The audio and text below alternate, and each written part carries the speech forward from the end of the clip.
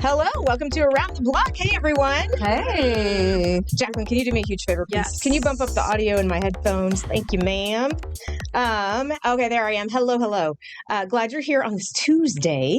Adrienne, we missed you yesterday. I missed you guys too. How was your Memorial Day? Was it good? Well, I was here all day, so of course it was good. Of course, yes, of course. And Jacqueline was here with me. Yeah. What did you do? Well, I did a lot of yard work. My niece and her fiance came to town for an incredible wedding in Oklahoma City that one of her fellow medical student friends was from Oklahoma City, and they got married this weekend, and it was at the Hall of Mirrors was where the reception was. Ooh. And my niece Delaney showed me all the pictures from the wedding Saturday night, and it was just absolutely stunning and gorgeous. So I got to spend a little time with her, and hang out with her and Cam, and then we did some family time Sunday. And then yard work and swimming. My daughter is a fish. She wants to be in the pool. As soon as the pool opened in our neighborhood, she was like, we're there. Like, why are we not there? Cute. So we have been swimming 3 days straight. So, but it's, wow. Yeah. That's good. You're getting that sunshine and exercise. So you need it. I know. And it's funny because I've lather her up in sunscreen. But for whatever reason, my sunglasses, when I put them on, it made her look like she was like bright red. And I didn't realize it till after about the fourth time I applied sunscreen that it's the sunglasses that's making her look sunburnt because she wasn't. She's like, Mom, I don't feel anything. I'm okay. And then I finally had to be like, oh, you're not that sunburnt. But 4 times I applied it to make sure she was. That's so funny. You're a good mom. I know, right? She loves protecting your baby. That's right. Well, good for you. Yard work. I need to do that. It looks like I have a jungle in my front garden right now and my back garden, but my neighbors don't have to look at that. So, right. But yeah, I haven't been able to get out there. I'm just, busy all the time. I know. We've got something planned every weekend when I'm like, okay, this weekend I'm doing it. So I just need to have, I do have people who mow my lawn. I need to ask them. Just ask them, say, hey, can you pick through all the weeds in my front porch, yes, please? Yes. It needs to look like a tornado has gone through to clean everything out. Yes. Is what it needs to look like. Anyway, so I think we all have yard work to get done. I know. I finally had to just do it. My bushes out front were getting a little out of control, and I finally just had to say, okay, I actually have a day off where I can focus on this. So that's what I did. Yeah. All right. Well, today, we talked about this yesterday on the show. Construction on the May Avenue Bridge over Northwest Expressway starts today. So yesterday we were talking about it, just to warn you, and Avon Molinar was on the show, and he says this directly will affect him. It's going to be a project that will last a couple of years. But this is what we're looking at right here. This is when it was hit by a large commercial truck, and the boom lift on the truck knocked down part of the bridge miraculously underneath. No one was hurt. No one on the bridge or no one underneath. No one even ran into the debris. Nothing. It's crazy. It really is. It was like the best thing that could possibly happen if that had to happen. So now the construction starts today. And so they're going to put in this diamond shape thingamajig. There's a technical term for it that I don't know. Diverging diamond. There she is. Called. Diverging diamond. Adria to the rescue. Diverging diamond. Yes. So that starts again today. So we have a poll. It's called our megaphone poll that we put up. Every day we have a new poll, and you can go on our Facebook page and find it, or you can just go to kfor.com/share-with-4, the number 4, to vote in our poll. And today's poll is, what are your thoughts on ongoing road and bridge construction metro-wide, not specifically just this area, this area plus others included? The answers are, it's a burden we have to bear. Right now, that one is leading with 25%. Too much at one time is the second option. Projects seem to never end is the third option. And over it is the fourth. And the thing is, Adrienne and I both live in Edmond, and in Edmond at Danforth and Kelly, it's been almost for a year time. Of a major intersection. And then also, they're a little behind schedule, they say, due to the weather. But they're also starting 1 mile south from Kelly and 2nd Street, from Kelly to Santa Fe, along 2nd Street, a little past Santa Fe. It will be narrowed down to 1 lane in both directions for 2 years. Yes. And October of 2027, a little more than 2 years. Yeah. And then No. We're in 2026, aren't we? We are. October of 27. Yeah. They're also going to start, as soon as the Danforth and Kelly intersection is done, they're going to go to Covell and Santa Fe and widen it there. And they initially wanted to start that project in the middle of all of the ongoing project at Danforth and Kelly. And people complained to the point where they're like, that is our alternate route. Like, you can't do this at the same time. So in that case, on our poll, the people would have said they were over it and too much at one time. So again, your options are burden we have to bear, too much at one time, projects seem to never end, yes, and over it. I'm glad that we need the construction, we need the improvements to the infrastructure, but space them out a little bit as far as location is concerned, Yeah, and I always feel like there's always something going on I-35. That's never ending. That's the one that's never ending. Yeah, yeah. But I mean, like you said, we need the improvements, but man, I feel like it takes a long time to finish. So a long time to get to work when it should take 10 minutes less. A long time, yes, yes. All right, when we come back after this, we're going to talk about a Ponca City graduate, high school graduate, who was able to walk across the stage, which is pretty miraculous for what he's been through. We'll tell you about that next. Welcome back to Around the Block. We are talking about a wonderful story of a graduate from, I want to say El Reno. Is it Ponca City? Sorry. I already said Ponca City before the break and I already forgot. Perimenopausal brain.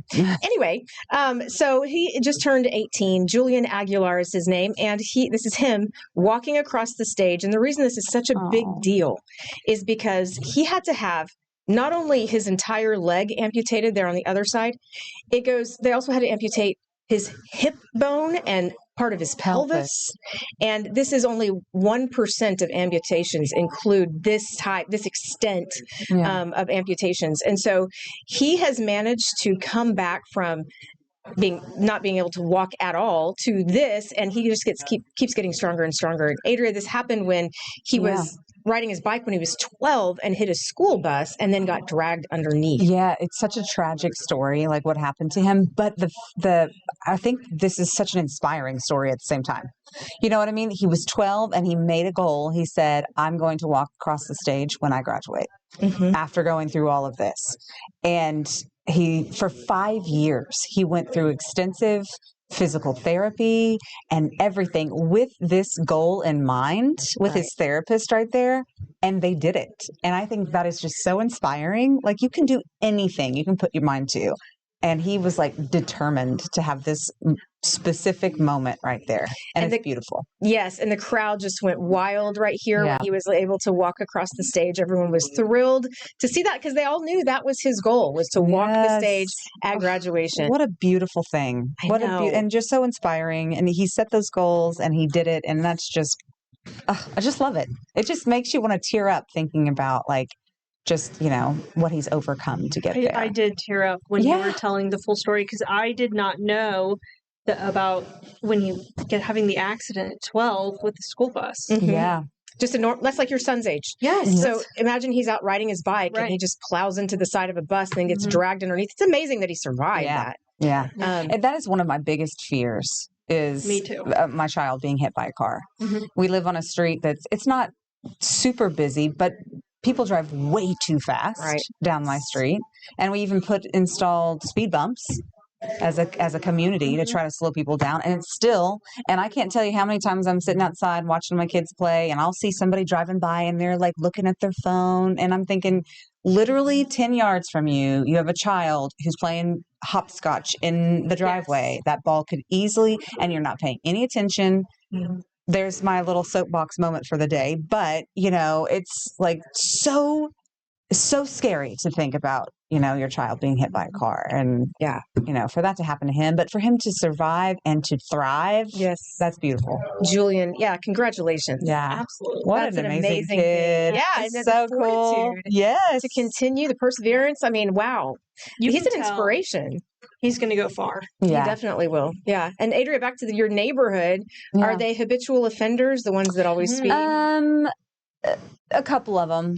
Are they adults or are they teenagers? Or? A mix of both. There's one that I saw yesterday. I always, I get up early because it's a habit. And I went outside and worked out in the garage, before everybody got up. And there was the same car that I see every morning. She's probably 25, just going. I mean, hitting the speed bumps full Really? speed. Yeah. You need to go lay out some stop sticks. And, I know. I know. And watch her stop. Is that what it's called? Stop strips or stop sticks? Sticks, right? Yeah. Go lay those out, right? When you wait for her to come down, roll them out in the street. Yeah. You can get someone in your corner on that. Well, I know I should. Our community though is really good about saying, hey, like they'll go to the neighbor's house and say, your daughter or your husband or whatever, they're going a little too fast, and we've had some complaints. Really? Yeah. So they're good about, calling it out and everything. And there was a little bit of an uproar in my community whenever they put out those speed bumps, but I tell you what, I love them. I bet you do. You've got kids. Yeah.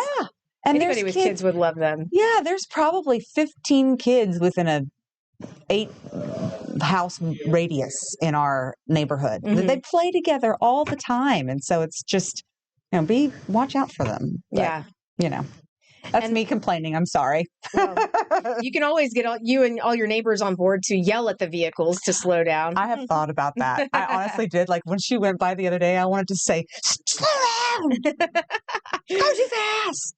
But I didn't. My husband would have been like, Adria. That's funny. Well, I'm with you, on the mom patrol when it comes to cars speeding through neighborhoods. So. Yes. All right. When we come back, we're going to talk about some special animal at the Oklahoma City Zoo that is very pumped up for the Thunder. That's next. Oh, yay. Heather, are you going to watch the Thunder game tonight? I absolutely will. I watch every single one. Yeah, Jacqueline, you too, right? No. I'm so excited. I will tell you, like Wednesday, I got that playoff t-shirt and I wore it. And I was like, oh my gosh, this is good luck. I'm going to wear this every single game, which I still am because, of course we're going to lose one here and there. But, and then I watched Sunday night and I was like, what is going on? Maybe I shouldn't be wearing this shirt. I know. I'm such a superstitious person. I am too. Like huge. Whenever I was in college, I would always wear a pair of socks underneath my shin guards. And this was a pair of, they were American flag socks that I wore every single game from when I was in, I don't know, from age 14 all the way through college. Wow, that's so cool. Yeah. I don't know how they survived. But I wore them and they were like disintegrating and they stunk so bad. Even after washing multiple times? Yeah. If we were going on a long streak, like a long winning streak, I wouldn't wash them. And if you could imagine how atrocious they were. But I was like so superstitious. And I'm the same way when I watch the Thunder, or a sports team that I love. So I didn't know what was going on Sunday. I was contemplating, should I wash this shirt? Should I start it all over? But nope, not going to do it. Not going to wash the shirt. You're going to wear the shirt tonight. Wearing it tonight. Which everyone can watch coverage right here on News 4 starting at 7 and then tip-offs at 7:30. Yep. And then you can watch Wimby go with his 8-foot wingspan. Yes. I'm like, that is so unfair. That's like not two of our guys, but you know what I mean? Like 8 feet. He's a big dude. He's like, I feel like you and I together, like the height of him. Yeah. Well, he's 7'5". It's pretty close. You and I are pretty deep. Yeah. So he's a big guy. He is a problem. But they have figured out ways to control him already in the past. So it needs to happen. It is. Come on, Hartenstein. Yeah. Pull through for us. So we're talking about the Thunder, how excited we are for game tonight. Also, Oklahoma City Zoo, they obviously, as we mentioned, didn't pull off the win against San Antonio Sunday night, but that didn't stop them from some of their fans showing some love to the home team. Take a look at this. Caretakers at the zoo's African crested porcupines. They shared this video of them fueling up over the weekend with a Thunder Up sign behind them. And they were eating their treats out of boxes looking like how cute basketballs. So that looks like what, fruit or vegetables, maybe some apples, maybe there. Some squash or something? I don't know. Something. It looks really good. That's definitely healthier than the snacks they have in the arena. Can we go back to that? We were looking at that food, trying to figure out what I want to see what it is. It's healthier than arena food. Super, super cute though. Looks like some lettuce. I can see some lettuce and squash, sweet potato, sweet potato, maybe. Yeah. Yeah. That's hilarious. That is really, really cute. They are excited, super pumped for the game.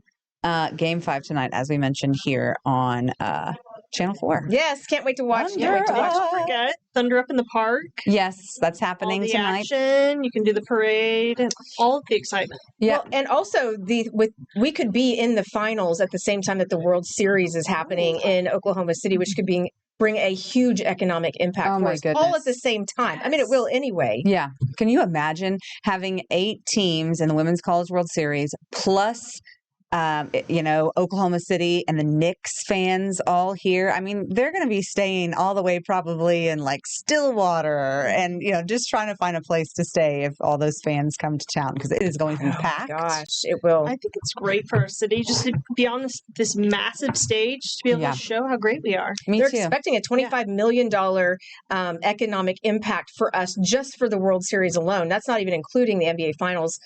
When we make it. Yes. Not if, but when. When it's going to happen. Yes. And I'm glad you brought up the Women's College World Series because I know OU and OSU are not in it this year, which is the first time in over a decade. Tragic.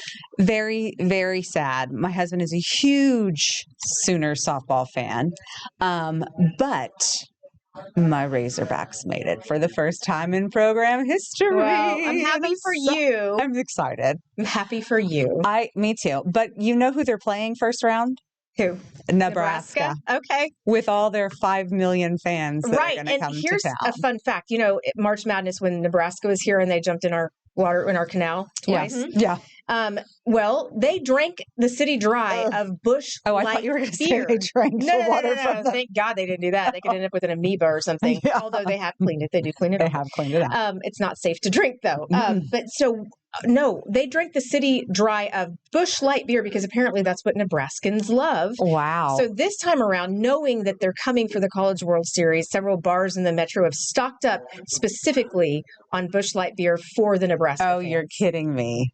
Wow. Yeah. That's crazy. I guess Busch Light is the beer of choice for Nebraska Cornhusker fans. Like in Oklahoma, you always hear about Bud Light and Coors Light, not really Busch Light, but I guess it's geographical on who likes their beer where.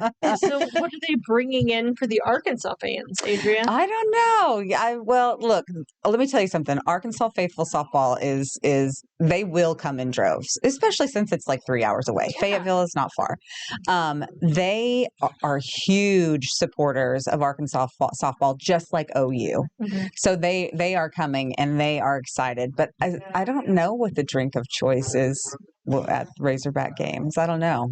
I don't think it's Busch Light. Good old healthy water. That's right. Gatorade is what we are good. Electrolytes. We've got to stay focused, our minds right for the game so we can cheer. No, they do have this thing with Arkansas baseball and Arkansas softball where they wear these hats that look like a draft beer. Oh. And they wear them to the game. It's like one of their fan things, superstitions, you might say. And they wear these big hats, foam hats that look like a draft beer. So I'm pretty sure there will be some spirits. Revelry. So you all know every day that Amy DeRocher watches this show and she chimes in. Yes. And so she chimed in yesterday. She's chiming in today. She is so sad that OU is not in the playoffs. In fact, she was at the last couple of games and she and I actually went to a game. Was it last year, Amy, or the year before? It was last year because I remember you posted a picture. Okay. Yeah. So we went last year. And what I will tell you is if you're going to the World Series, bring a neck fan, buy a neck fan before you go because you are sitting out there baking in the sun. Yeah. So, but it was a great time. It was very, very memorable with Amy. And she also says that she's also cheering for Arkansas. Yes. I love Amy. I knew I liked Amy, but now I know I love her. Those Razorbacks, they're like, they're doing really well. They are. And this is their first time. And they are just like, I watched the game. They played Duke and I watched their last game against Duke. And when they won it and their coach was just tearing up and hugging everybody. And so it's just like, just felt good. That's awesome. I'm ready for that. I might even go. Their first game is at 8:30 at night though on Thursday. Okay. So Might not go to that one, but I'll probably go to one of their games. I was going to say, you won't need a neck fan for that one. No, for sure. All right, when we come back, we're going to tell you about today's bizarre holidays right after this. All right, bizarre holidays today. We got some good ones. It's National Blueberry Cheesecake Day. Cheesecake's my favorite, man. National Cherry Dessert Day. National Paper Airplane Day. That's a good one. That is a good one. National Sorry Day. Yeah, you are. I mean, I'm just kidding. I'm just teasing. Gotta give you a hard time. I haven't seen you in a few days, so I have to give you a hard time. Right. World Dracula Day. And World Redhead Day. I have a lot of friends who are redheads, so it's your day. Go Redheads. That's right. That's right. Thanks for joining us. We'll see you back here tomorrow. Bye.